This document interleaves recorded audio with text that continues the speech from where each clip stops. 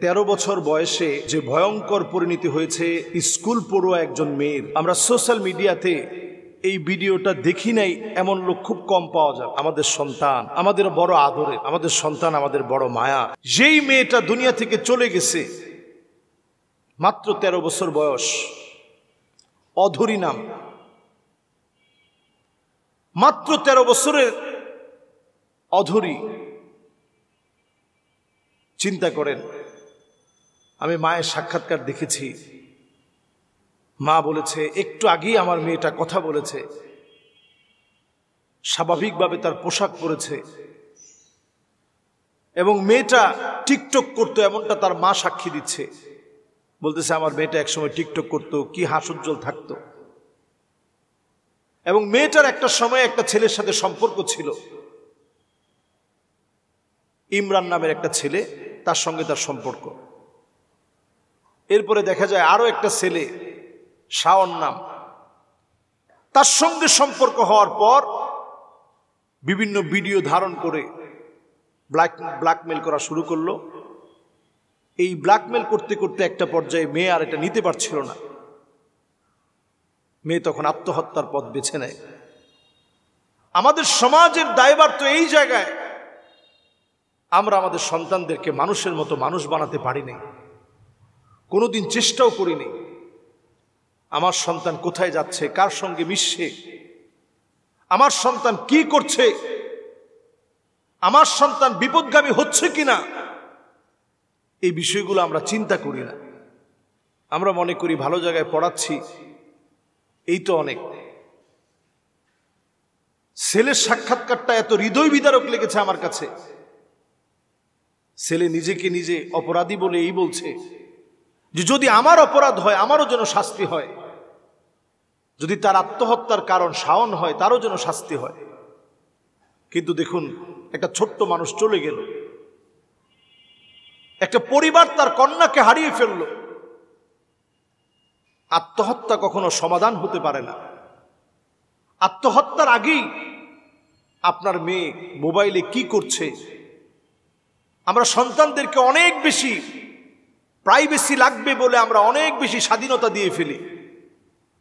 এখনো সন্তানের বিয়ে শাদী হয়নি, দরজা লক করে সারাদিন সে মোবাইল চালাচ্ছে। শয়তানের ওয়াসওয়াসায় সে কোথায় হারিয়ে যাচ্ছে আমরা নিজেরা জানি না, সন্তানদেরকে এতটুকুন বোঝাতেও পারি না। দেখুন, প্রত্যেক পিতামাতা ইমানের কারণে যেদিন জান্নাতের সামনে দাঁড়াই যাবে, বাপ হয়তো আমলি মানুষ, দিনদার মানুষ, মা আমলি মানুষ, দিনদার মানুষ, জান্নাতের সামনে দাঁড়িয়ে যাবে। দাঁড়িয়ে সেদিন আল্লাহর কাছে কাঁদবে আর বলবে ওয়াল্লাযীনা আমানু ওয়াত্তাবা'তুহুম যুররিয়্যাতুহুম বিঈমান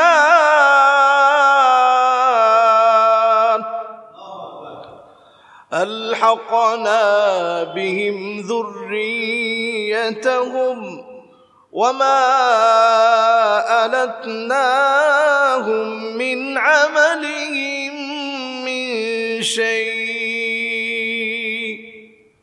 সেদিন বাপ আফসোস করে বলবে আল্লাহ আইনা উসরতি, কোথায় আমার ছেলে, কোথায় আমার মেয়ে, আইনা উসরতি, কোথায় আমার পরিবার।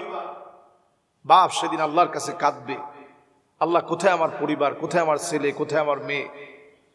আল্লাহর কাছে সেদিন হাওমাও করে বাপ কাঁদবে। সেদিন বহু বাপ আল্লাহর আদালতে ফরিয়াদ করবে, আল্লাহ আমার ছেলে কই, আমার মেয়ে কই। আল্লাহ বলবে আলহাকনা বিহিম যুররিয়াতাহুম, তার ছেলেটাকে নিয়ে আসো, মেয়েটাকে নিয়ে আসো। ছেলে মেয়েকে নিয়ে আসা হবে। দেখা যাবে ছেলের গায়ে জাহান্নামের পোশাক পরা, মেয়ের গায়ে জাহান্নামের পোশাক পরা।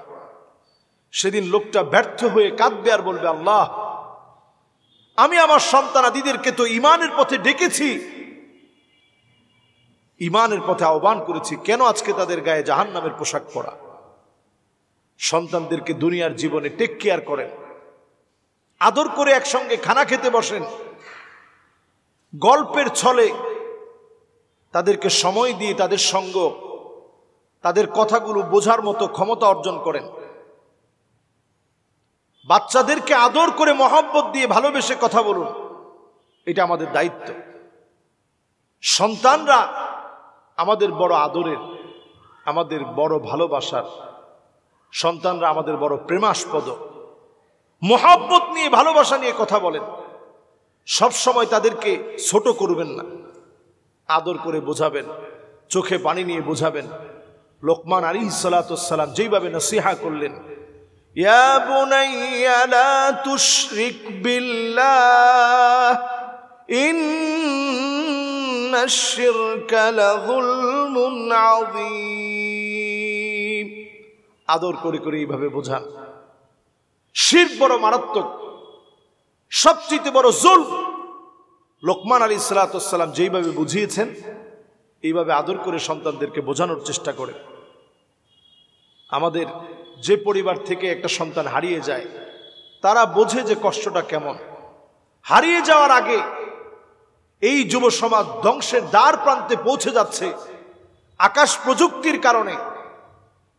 ঠিক এই মুহূর্তে যদি আপনি সতর্ক না হন, হতে পারে আপনার সন্তানটা হারিয়ে যাবে। আত্মহত্যার মতো ভয়াবহ পাপ অন্যায় করে ফেলে আপনার সন্তানটা চলে গেলে দুনিয়ায় আপনার জন্য কত বড় লজ্জাজনক বিষয় সংগঠিত হলো। আপনি রাস্তা দিয়ে হাঁটবেন, মানুষ বলবে এই লোকটাকে চিনো? ওই যে ছেলেটা আত্মহত্যা করছে, মেয়েটা আত্মহত্যা করছে, তার বাপ সে। আপনি দুনিয়ার জীবনে লজ্জিত হলেন, আখিরাতটা এত ভয়াবহ হবে। মান কাতালা নাফসাহু বিশাইইন উযিবা বিহি ইয়াউমাল কিয়ামাহ। প্রতিনিয়ত আযাব চলতে থাকবে, প্রতিনিয়ত মৃত্যুর মতো আযাব। মৃত্যু কত যন্ত্রণাদায়ক, এই যন্ত্রণাদায়ক মৃত্যুর কষ্ট প্রতিনিয়ত চলতে থাকবে। আল্লাহর কাছে পানাহ চাই, আল্লাহ যেন আমাদেরকে হেফাজত করে, আমাদের সন্তান আদিদেরকে যেন আল্লাহ রাব্বুল আলামিন মানুষের মতো মানুষ হিসাবে আল্লাহ রাব্বুল আলামিন যেন কবুল করেন। ফিতনা ফাসাদ থেকে যেন এই যুব সমাজকে, আমাদের সন্তান আদিদেরকে আল্লাহ যেন হেফাজত করে। আসসালামু আলাইকুম ওয়া রাহমাতুল্লাহি ওয়া বারাকাতুহু।